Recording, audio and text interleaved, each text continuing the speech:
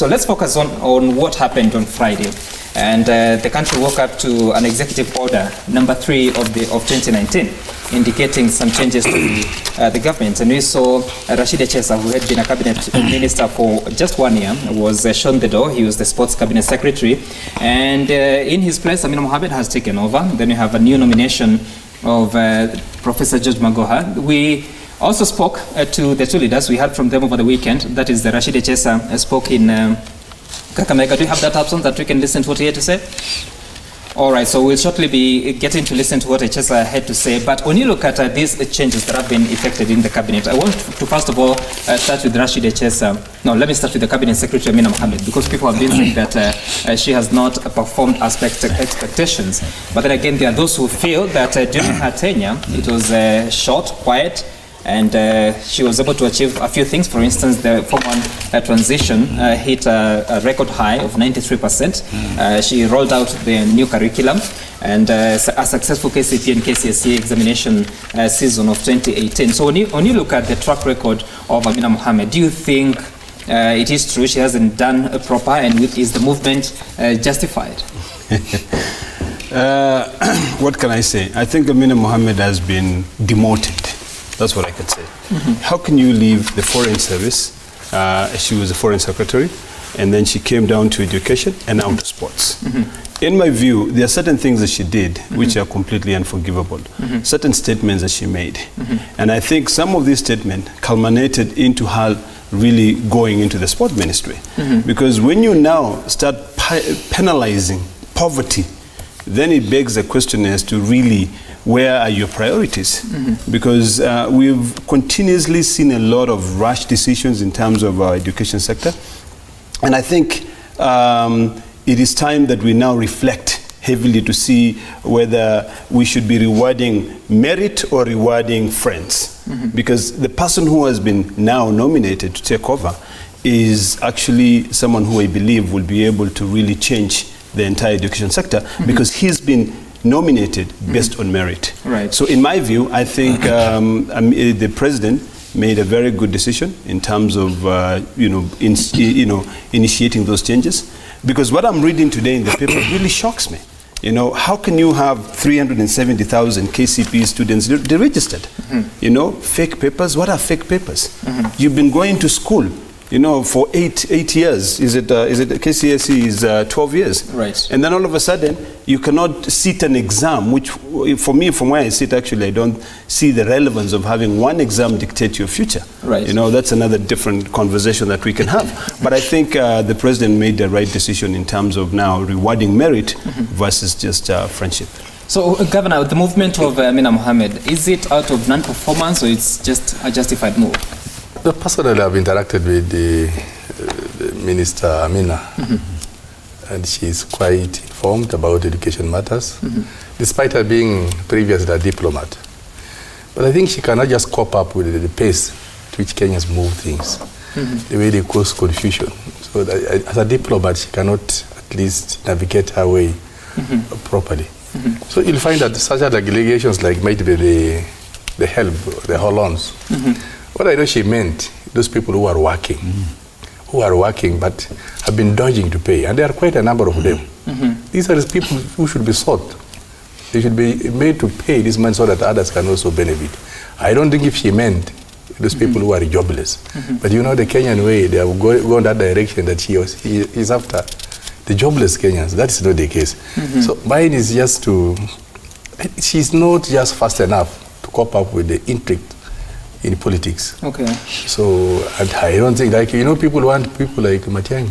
But Governor, even at the end of the day, after you've interacted with CS Amina and you've seen that she is able to relate to matters education, that's no longer her docket. Now she's moved to CS of sports. A lot of Kenyans feel that she may not even be able to handle a docket such as CS of sports that could have gone to someone else who has, as Senator Ledama said, better credentials in understanding the sports world and making sure that young people within that sector do better. So it's not even just a matter of her leaving this education docket, but she's come to an entirely new docket that Kenyans feel that she may not be able to satisfy, and that's the sports docket. That's true, because in the sports docket you must lead from the front. And as a diplomat, I don't think if she has that ability to do that, because sports, you just have to behave like the youths and all those things. And, all that. And if you cannot do practically what's supposed to be, then you look totally...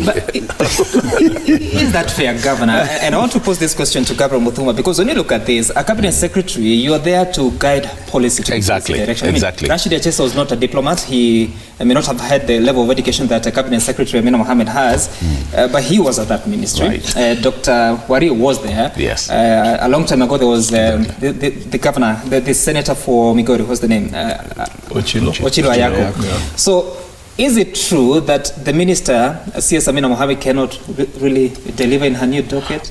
Well, let me actually start from the question that you started earlier on. First of all, I don't think it's a demotion.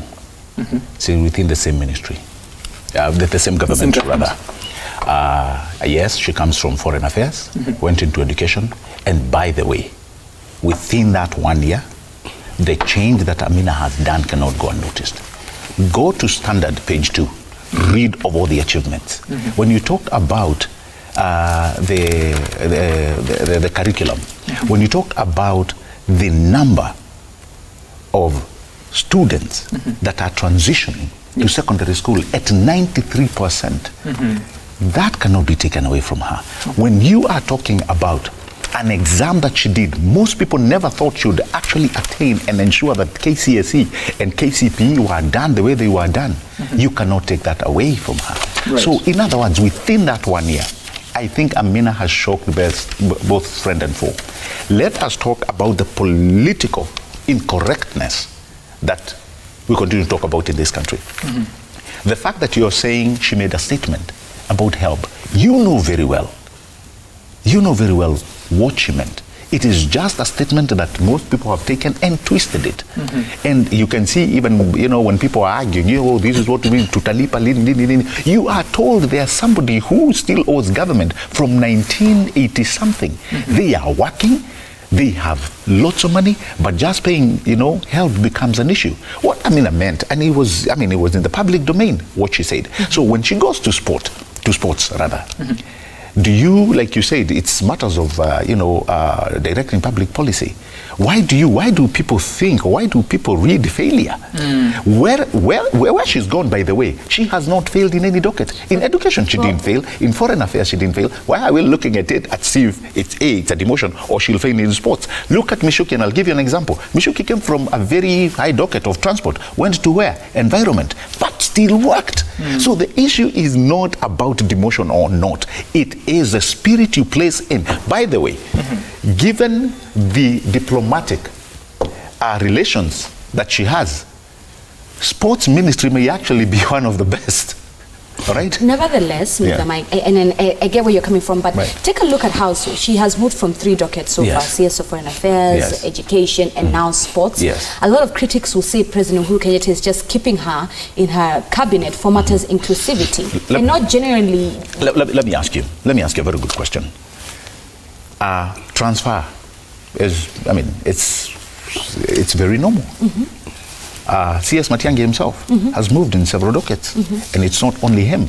Several CSs and several PSs have been actually transferred within the ministerial dockets.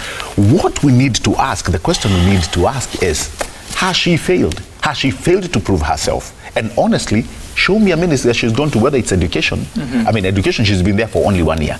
But look at all she's been able to achieve within that 1 year. If you, by the way, if you count apples to apples, really, if you want us to go there, if you look at the unrest in schools during her tenure, there were fewer. Not many people know this. Okay. If you look at the rollout of what she has done, if you look at the policy that she has put in place, in fact, this will speak the kind of policies she has instituted. So you're not reading anything more into this situation, into Amina's honestly, I do not think so. And when people say, first of all, and we need to rally that out of our minds, that she has done nothing, that is not true. I want to take people to what has been written on the Standard, page 2. Read what she has been able to achieve within that 1 year. Okay, all right. So quite not in agreement. I don't know what you have to say about this, but how do you shield a cabinet secretary from negative criticism sometimes that is baseless, bearing in mind that even on her Twitter handle she's thanking the president for the assignment, she's welcoming that transfer with grace, grace in quotes, and she's a diplomat. She even goes ahead and said that together we made huge strides in deepening the sector's reform agenda. We delivered credible 2018 national examinations, successful competency-based curriculum rollout, near 100% transition from primary to secondary, that's at 93% and rising, progressive TVET and university reforms, among others. So when you look at all this, how do you shield a cabinet secretary or public official from the negative criticism and the perception that is bedeviling this country? The question is, if she achieved all that genuinely through her own effort, why did she have to be transferred? I have met Amina, and she's a very gracious lady. Very honest. And I think when she was in foreign affairs, that was a round peg in a round hole. When she went to education, the hole started becoming a little bit square. And now in sports, you've got a round peg in a square hole.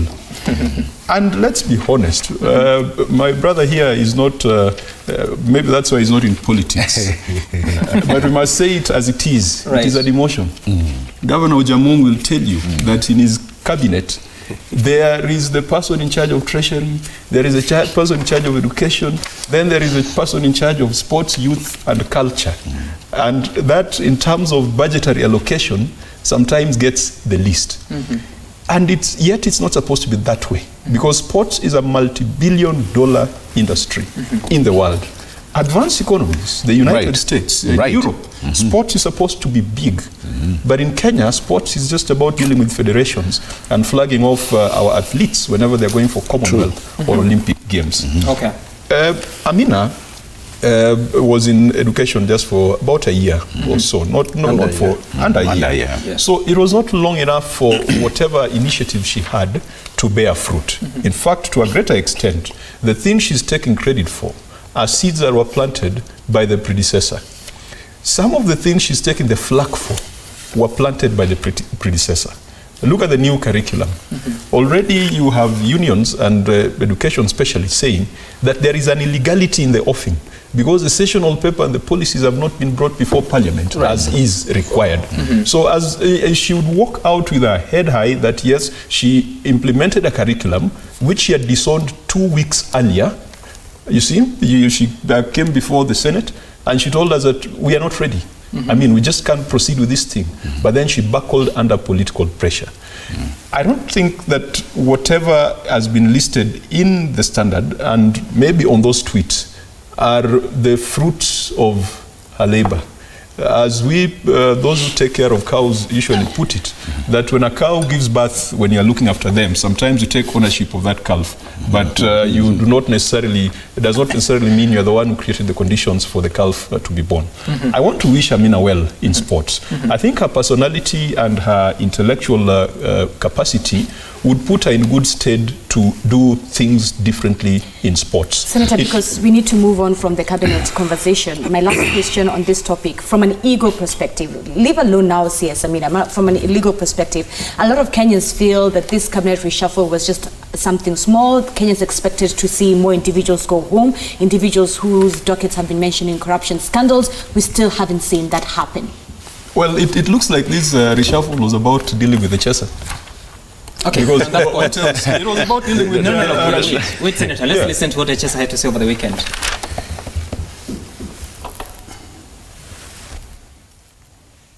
Yale yamefanyika jana, hata mimi pia niliona kwa TV, and I'm also waiting to be told and be given reasons why I was fired. Otherwise mimi ni Mkenya kama Mkenya mwingine. Kama waliona Rashid ni mbaya na kutokana na handshake lazima wapatie mtu kutoka huko chini, mbona hawakuchagua mtu wa ODM ama mtu wa NASA kutoka Kakamega County? Kwa sababu sasa sisi tumezoea kuona bendera ama namna gani? Ule mtu mpango ya kutoa waziri imelenga ni Deputy President ule anatutembelea kila wakati. Mwaka wa 2022 unakuja na tutakumbuka kwamba hii tulifanyiwa madhambi, na sisi 2022 tutaonyesha mwelekeo wetu. So you say it was meant to deal with the chaser? Yes, because Rashid really was an embodiment of incompetence. Have you gone to Nyayo Stadium? But We used there to are other play. incompetent individuals Right. that the Kenyans feel should also go home in this cabinet True. reshuffle and have it Very go true. home. I agree with you. But, you know, in sports, you're killing the youth, you're killing an entire generation by dilly-dallying on things that you're supposed to be doing. I always give the example of Nyayo Stadium. Nyayo Stadium has been the home for sports in this country. For the last 3 years, Nyayo Stadium has been shut down. It has been dug purportedly to lay cabro, as if people play on cabro, and that has killed Nyayo Stadium. Okay. Rashid has also been very insensitive. We have seen the brawls that he has had with other people. We have seen the insults that he's been throwing to elders like Raila Odinga. But obviously, there was the 36 billion issue, which I cannot go on air and say that he's part of it. But you know, that's some of the whiff of things that are going on.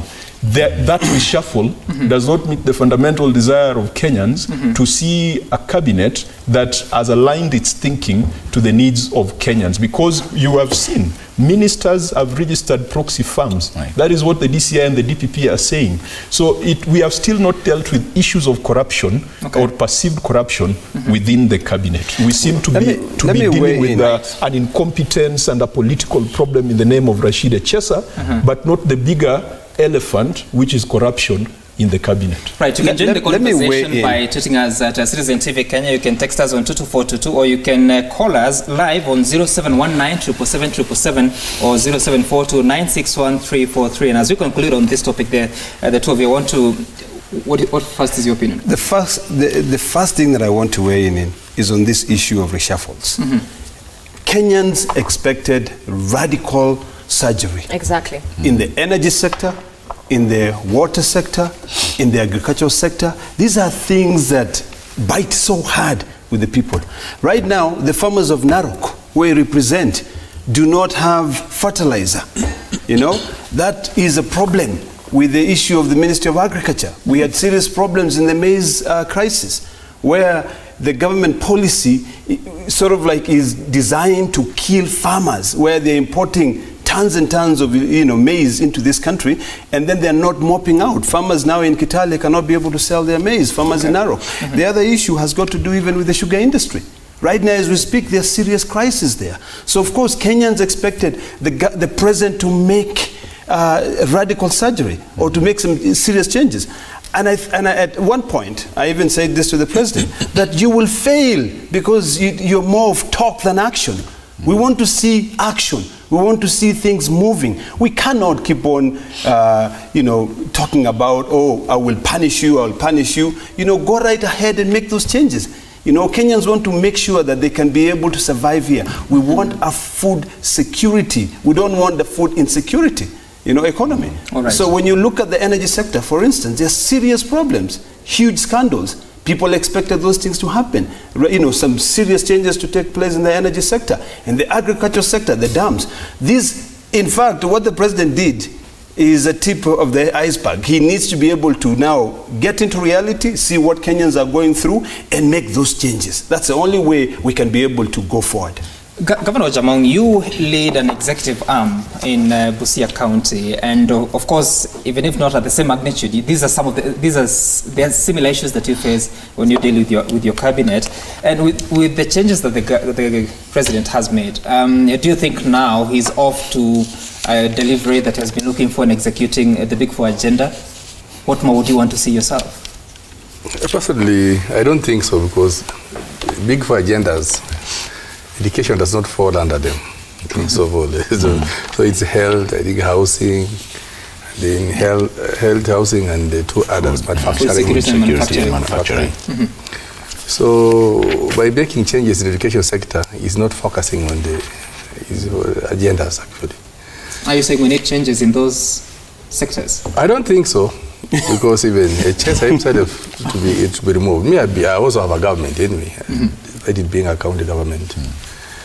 By firing people, you just cause more confusion.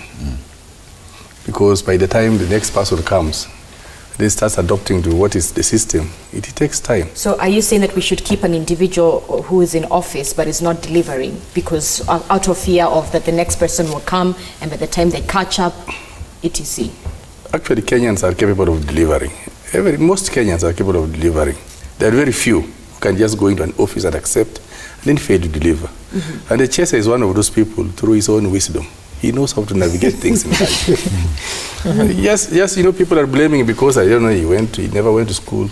But you'll find that even Jesus never went to school, but he continues to lead us up to now. And he Jesus was